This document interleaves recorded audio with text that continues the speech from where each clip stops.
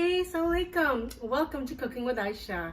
Today I'm going to demonstrate in making Gobi Ghosht, that is cauliflower and goat shoulder, okay? And the ingredients I have here today are 2.5 pounds of goat shoulder, cut and washed and ready. I have 1 head of cauliflower cut into large pieces.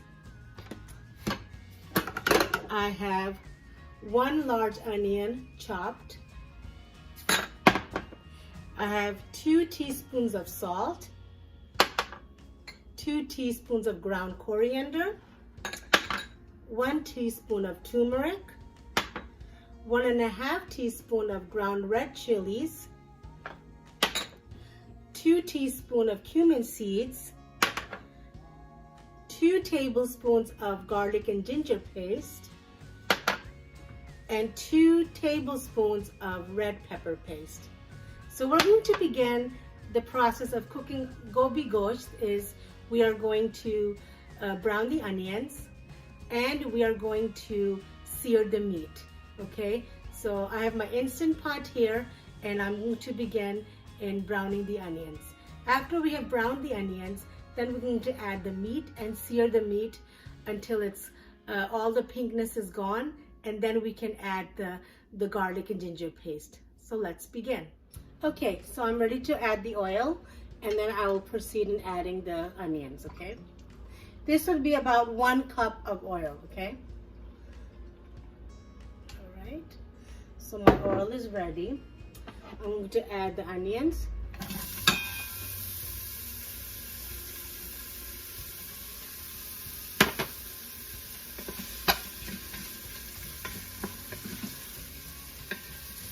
You want to make sure that the onions are lightly brown and not burnt, because that when they're brown, that makes the color of the meat as well when it's cooking. So if the onions are brown or dark, it makes the whole meat mixture and the masala dark as well. So make sure that your onions are lightly brown, okay? So we're browning the onions. So then we'll do our next step, okay? Okay, so the onions are brown and I've added some water so my onions don't stick to the pot. And now I'm going to go ahead and add the meat. Okay, bismillah. Now I'm going to sear this meat until the pinkness is gone, and then I will proceed in adding the garlic and ginger paste.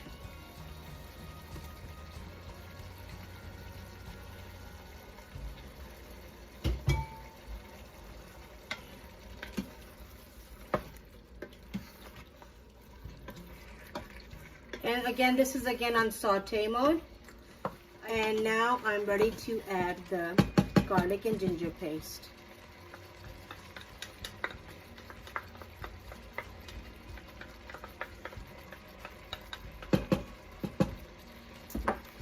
I will mix this well so the garlic and ginger paste flavors the meat.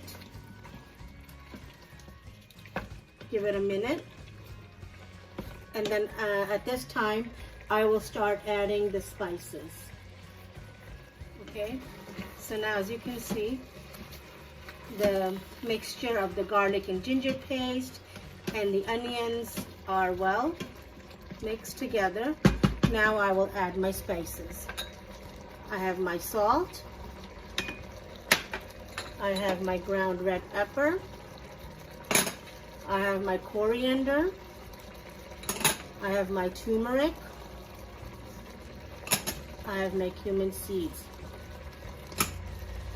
I will add my red pepper paste in just a minute. I want to be able to mix all of this together. Okay, so it blends well. I will add a tad bit of water so it doesn't stick to the pot. Okay.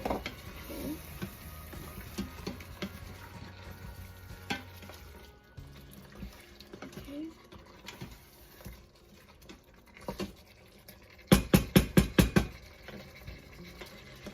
as you can see, all the masala, the spices, the onions, the oil, the garlic and ginger paste, and the meat are blended well together. And this is where I will add the red pepper paste.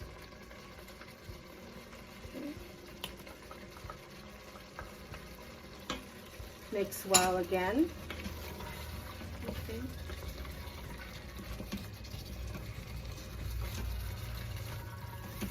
I'll give it a minute or two so all the spices and everything is blended together, and then that is where I will add my 2.5 cups of water in order to cook this properly and get tender in the Instant Pot.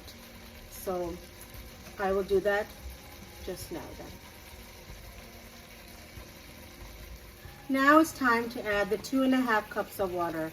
Now with this, it depends on what meat you're cooking and how much water you want to put, because some families like their meat to be very tender and some families like to have their meat a little bit on the hard side, but it's cooked as well. I like to have my meat very tender, but I'm going to add 2.5 cups of water now. Okay. Now this 2.5 cups of water should be more than enough to cook the meat and make it tender, because when you have lots of water, what happens is even if your meat is tender and cooked, you have so much water that you have left over that you need to dry that water up if you're adding anything else to your meat. Today, because we are adding cauliflower, I want my meat to be tender and I want to have less water. So now I'm going to close my lid for my Instant Pot.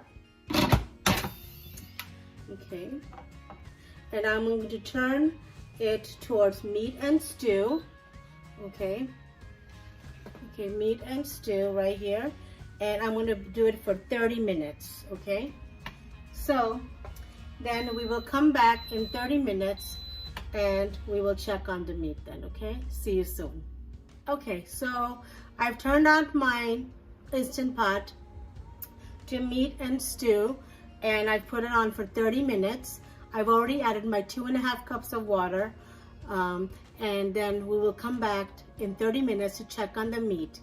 If the meat is still not cooked and tender, you can still add another 5 to 7 more minutes to cook it more.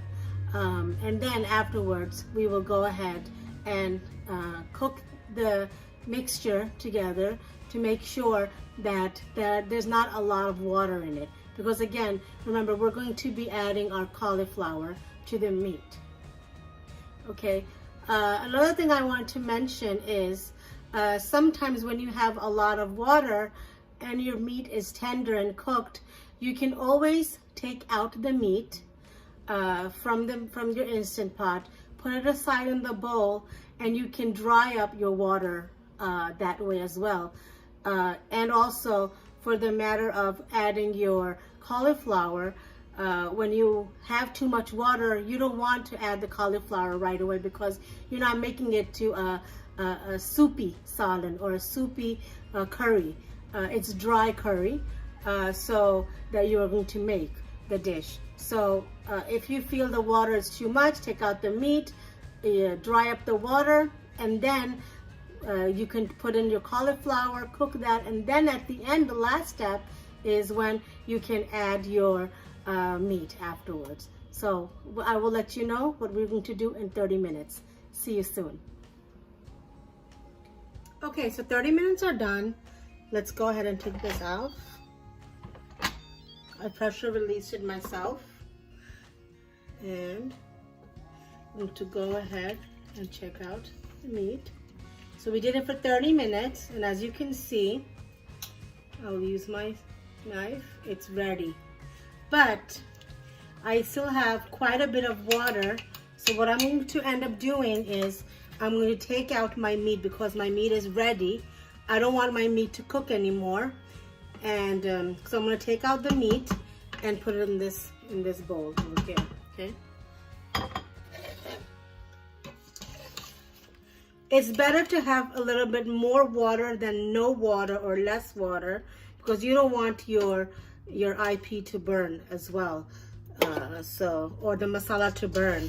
But as you can see, it is cooked and it's tender.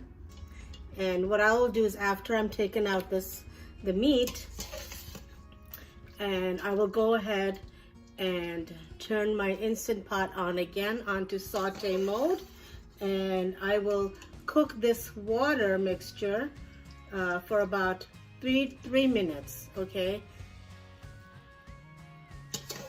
there's still a lot of water. Okay, so the water has been gone halfway. It was about 7 minutes, and now I'm ready to add the cauliflower, the gobi. Okay, and this is more than enough water for it to cook the gobi in this masala mixture. Okay, so let's go ahead.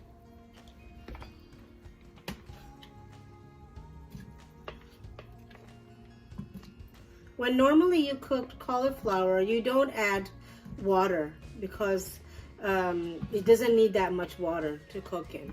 But for our purposes today, this is going to cook quickly, and we're going to steam this because we were making Gobi Ghosht, right? So we need just a little bit of masala to this, and that's why this is more than enough water in here, the masala that's already made. Okay, so I've turned on my Instant Pot and I'm steaming it for 3 minutes, okay? And then we will check back after the 3 minutes are done. I will pressure release it myself, and then we will check afterwards, and then we'll take it from there, okay? Okay, so 3 minutes are done of steaming my cauliflower. I'm gonna open it up and check it out. Okay.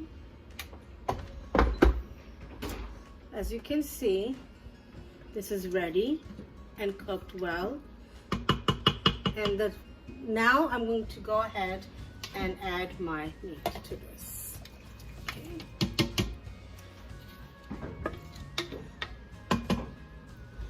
Okay. So, I'm gonna gently mix this together so all the cauliflower and the meat are mixed well. Okay. All right, so it's ready, and now it's time to plate it, okay, into my dish.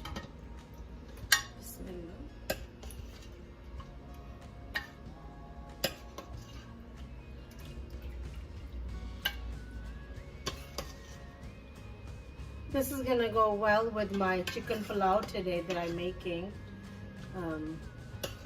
It's gonna go perfect with it. But you can enjoy this with roti or with rice as well. So.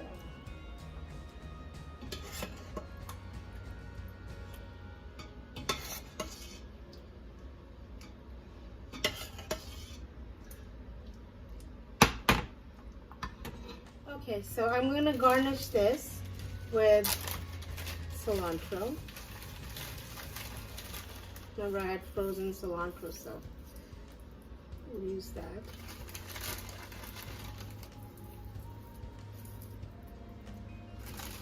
Fresh cilantro works best as well, but if you don't have it, no problem. You can always use your frozen chopped cilantro. Okay, okay. So here you have your Gobi Ghosht Salan, cauliflower and goat shoulder salan.